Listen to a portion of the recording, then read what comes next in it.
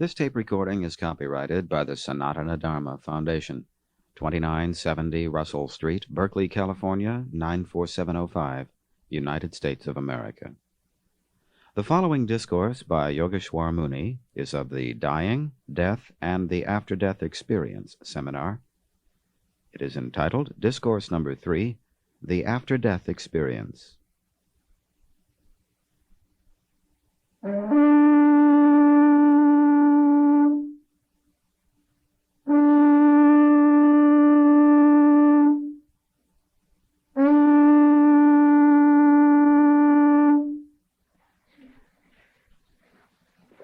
The after-death experience.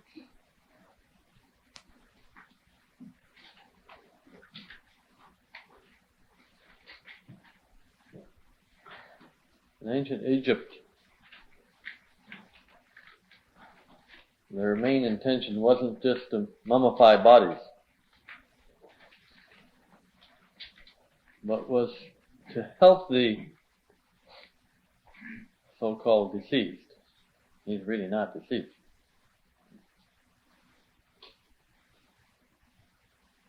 He is always eternally alive, just that the body's dead.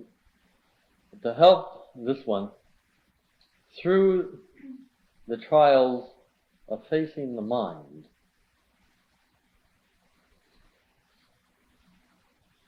as it occurs in the field of consciousness in the after-death experience.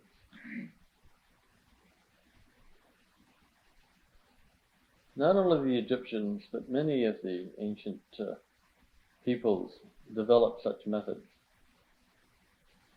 Many of them have come down and are still in use today in those countries.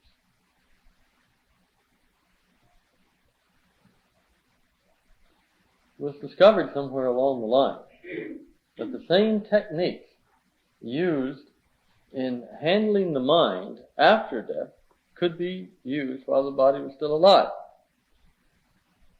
and faced at that time in a little more stable situation.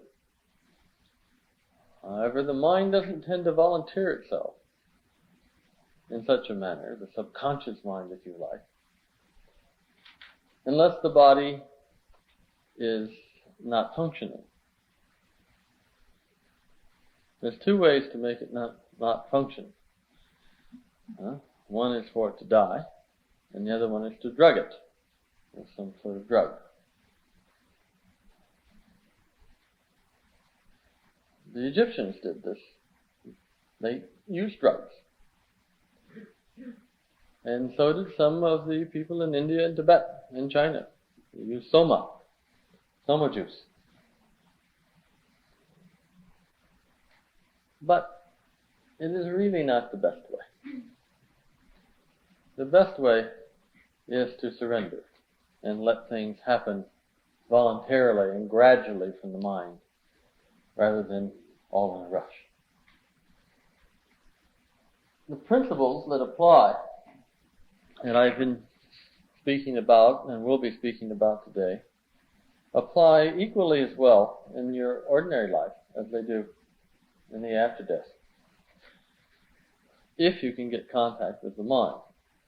So all the principles are the same, especially those of you who know the esoteric meanings of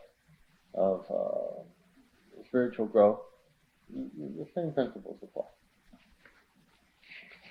In the Egyptian Book of the Dead, which for the most part is very difficult to understand, because it's been wandered so far from the original of about 4,000 or 5,000 years ago that there's not much left of it.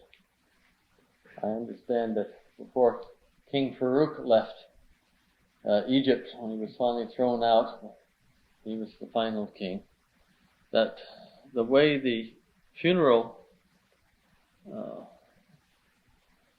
process was taking place in Egypt was a far cry from the original Egyptian Book of the Dead. It took 50 days to read the whole thing to the deceased, and as you can see, it's rather extensive.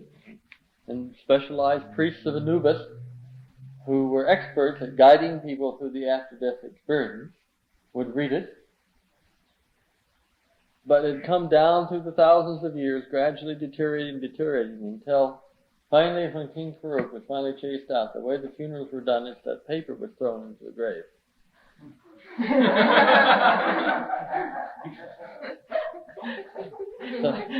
So things can deteriorate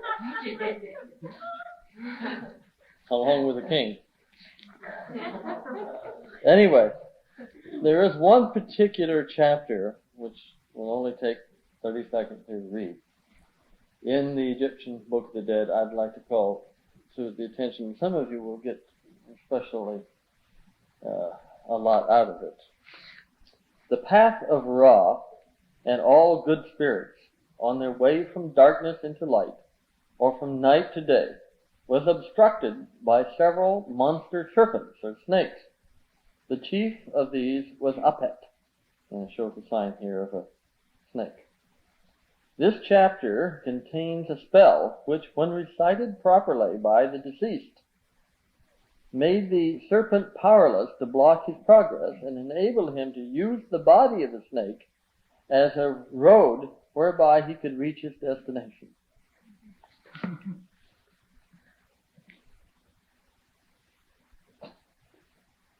That should be interesting. That's one book.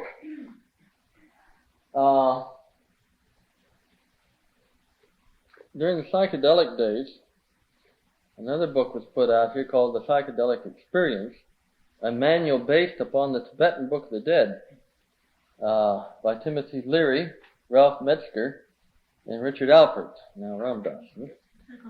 And what they had discovered was that by taking LSD, that the effects that are similar to the after-death experience happen. And this is true. Similar, not identical.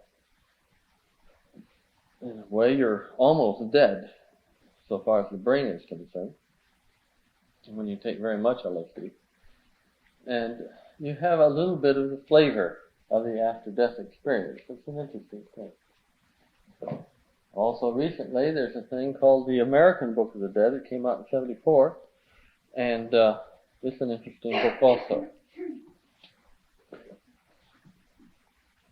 The Tibetan Book of the Dead was first translated into English and published in 1927 through the efforts of Evans Wentz. And these have formed the basis of the last two books I just showed you. And it's a real contribution. About 800 AD, the material for this book was gathered by Tibetan lamas who would go into high meditative states, would leave the body and face these experiences, and then come back with a full memory of them and write them out. Actually, there's 3, you might say, doctorate papers that have been combined into one, and that forms the Tibetan Book of the Dead. And this is a guide to the after-death experience. Back in 1958, I wrote this little booklet, which is a guide to the after-death experience, and it's based upon the Tibetan Book of the Dead. And it's given in modern terms. We're going to go through it now, and I'm going to add my commentary to it and explanations of what's happening. And as I said earlier, I hope you didn't eat too much lunch, because some of it gets a bit heavy.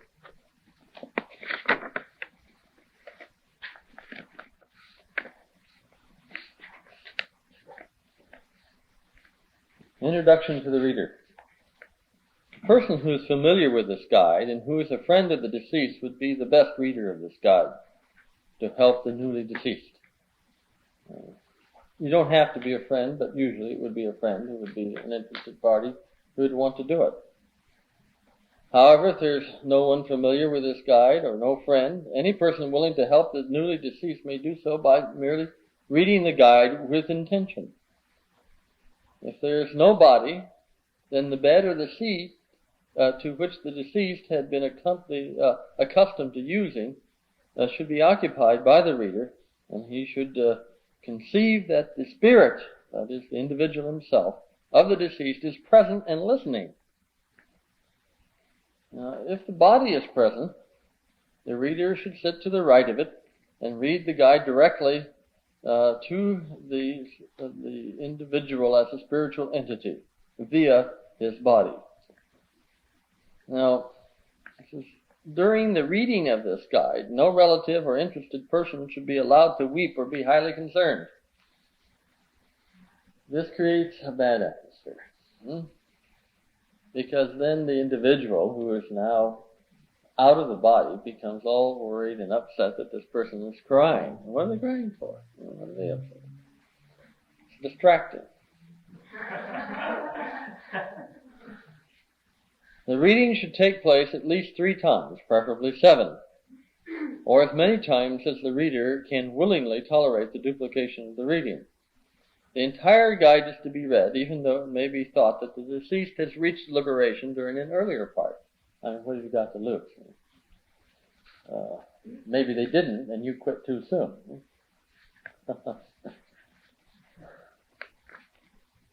In ancient Tibet, around 800 AD, 900 AD, when you leave the body and take the etheric body with it, not just the astral body, but the etheric body with it, the body would die.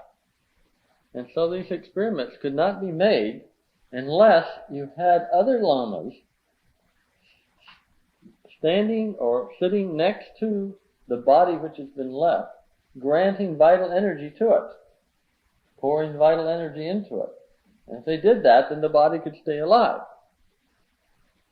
Because when you remove the etheric body, that's death otherwise.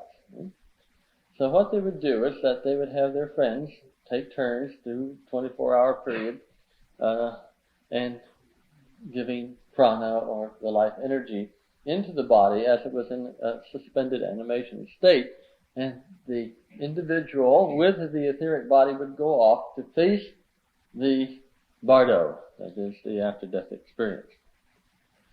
And they would usually come back after an assigned period of time, like 7 days.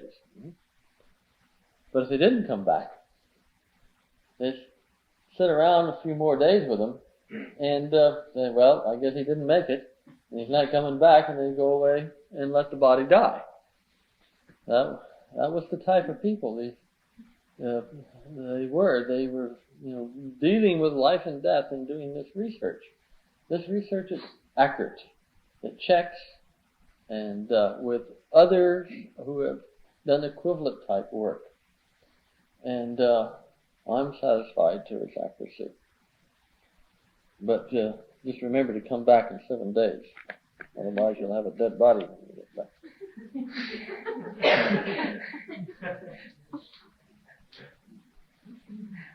There are 3 parts to the guide. The first is confronting the phenomena of death as it occurs during the moments of death. And we discussed that in the previous talk. Second, reminding the person to face and be responsible for the reality of the mind while in the intermediate state. Phase 1, and then phase 2, the intermediate state. And then the third are the methods of controlling desires when seeking rebirth, and that's phase 3.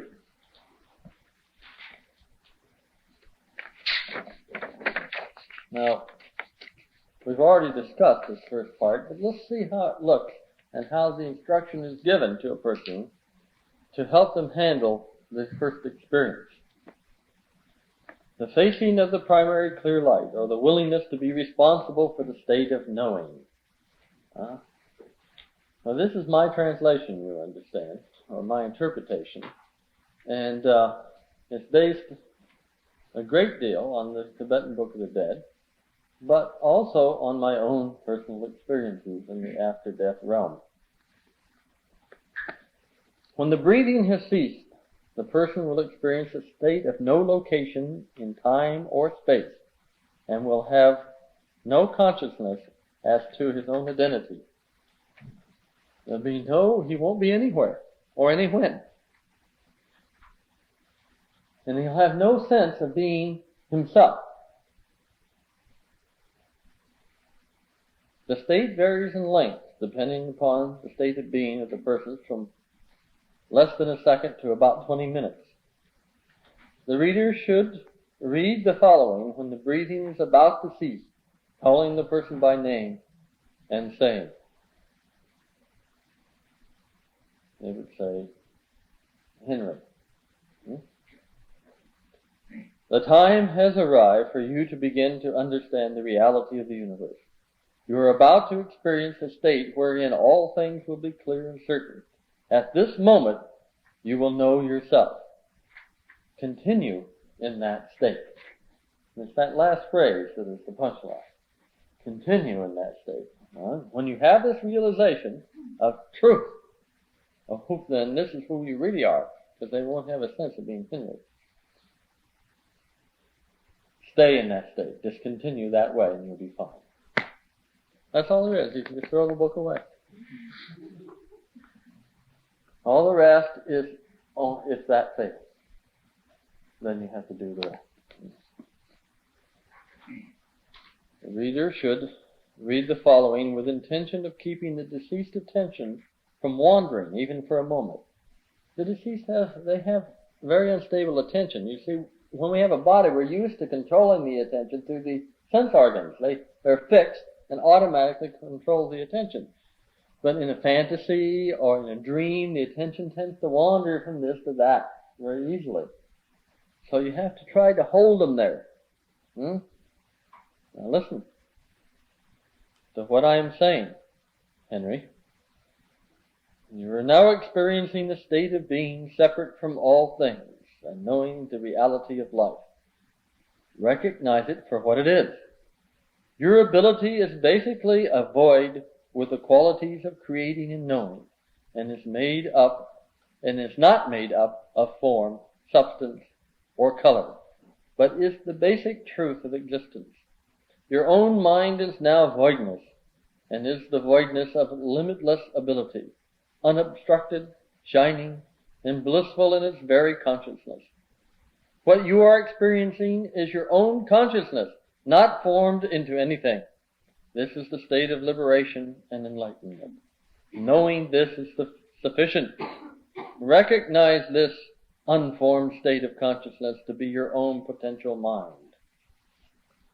This calls for some comment and some explanation. First of all, it's wrong. It's close to being right. And when I wrote this in 1958, I thought it was completely right. And what I'm going to say now, I think is completely right.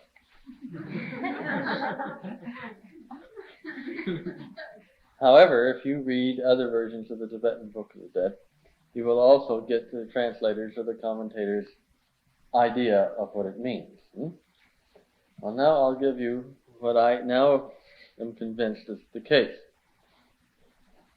Consciousness does not belong to anybody.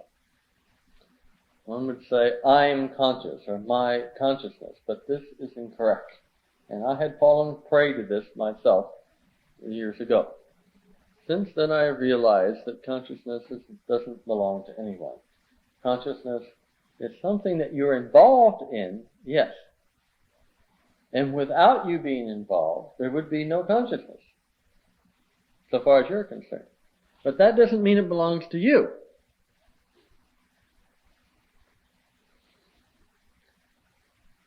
That's like saying that a movie screen, because you're showing your movies on it, belongs to you. It doesn't necessarily follow at all. In fact, consciousness is something that exists between individuals. And it's not a quality of an individual himself. As far as I can see, this is the only error that's contained in this book, or in anybody else's interpretation of it. The Buddhists also interpret it the way that I did. and it is an error. It is popular these days to say, well, all of this is a projection of my mind. This is also an error. It's also popular to say, I'm responsible for everything, and I should take responsibility for having created all of this. So things are a step in the right direction, but it is not as close to truth as you can get. Yes, you are involved in all of this. Yes, you are involved in all the projections. But involvement doesn't mean that you are the creator of those things. The whole principle of creation is faulty. Creation is illusion. There is nothing created, and there's no act of creation. All there is the absolute truth in the beginning, now, and ever. We may get involved with some part of that truth, and then get involved with some more part of that truth, and then get involved with some more of that truth. But that doesn't mean that the part that we weren't involved in the beginning is later created by us.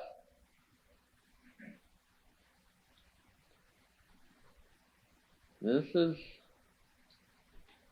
an important point in getting the greatest realization that you can get from the after-death experience, and from understanding these books on the after-death experience. Yes, you're involved, but you're not the projector.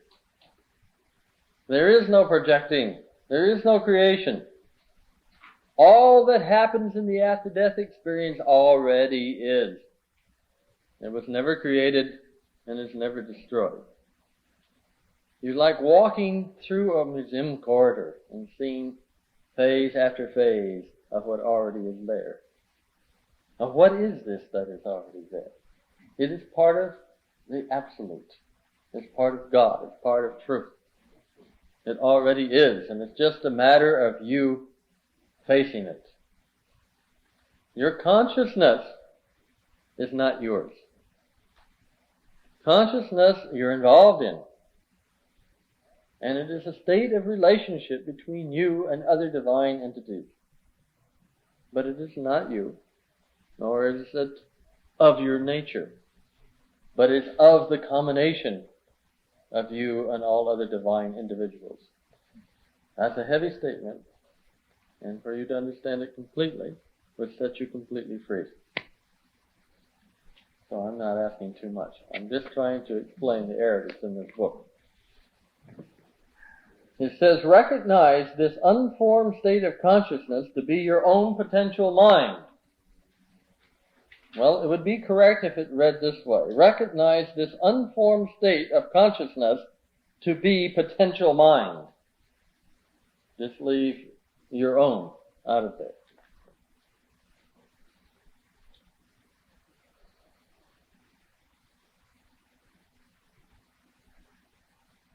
Now, we have the danger of following into an error here again, of thinking that there is something that is entirely separate from us, which we are going to see or experience. That there is a third party, that there's something else that we're going to experience that has nothing to do with us. This is also not true. It is true that we are involved, and without our involvement, there wouldn't be any of this, because we are divine too. The nature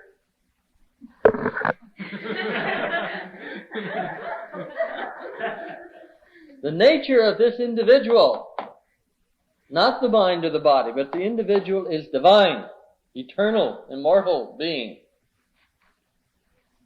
And without you, there wouldn't be any of this. But that doesn't mean that you created it. Be fine in your differentiation. I wasn't. I was taken in along with the rest. Now, with the blessings of my Guru, I understand better. That's all there is to handling that first moment of death. Now, say we assume that the person has not recognized this basic state, and we have to go on there. The person will assume a location exterior from the body and wonder whether he's dead or not. You see, in the first state, he has no location, anywhere or anywhen. But in the second state, he said, well, here I am, and there's the body down there. You see the movie Easy Rider, where at the end there's the guy is killed, and there's the pullback further and further and further and further the camera pulls as the being leaving the body and taking the more and more distant view. It's clever, a heavy impact because it's true. It reflects what happens. And the person after they've missed this first chance, you see, they have what is called the secondary clear light, which is to take an exterior point of view without any mind, and you see things clearly as a vision or as a perception from that point of view. And he's looking down the body. He doesn't know whether he's dead or not. During this time, you give him this instruction. Conceive of the highest state of being you have ever known. Keep your attention upon this state of being. Picture the person whom you conceive to be the kindest of all persons you have known. Keep your attention on this picture. The idea here is that the most superior state that you can conceive of, or the most ideal person that you can picture, if you have your attention on that, you will be drawn back into the original state of the primary clear light, or the initial truth. So it's a little mental trick that you can do. It's if you can do this when you're alive. You think of that ideal state. What would be the perfect state of truth, of God? Or if that doesn't work, who is the person that is the closest to truth? Jesus, Buddha, Muhammad, or someone that's alive today that you know and think, oh, that is truth. I think of my Guru. He's the living truth to me. And I think of him, I'm pulled right into the state. The Hindus call this Guru Bhakti, or devotion to the teacher. They're liable to make it at that point, if they do this.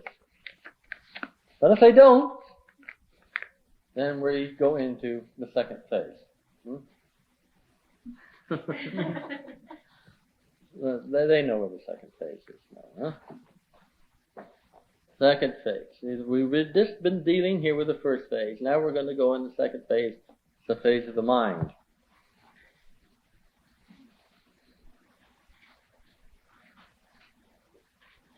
While in this exteriorized state from the body, the person not having a body, because of not having a body to help him steady himself, eventually becomes awed and frightened and terrified by the impact of light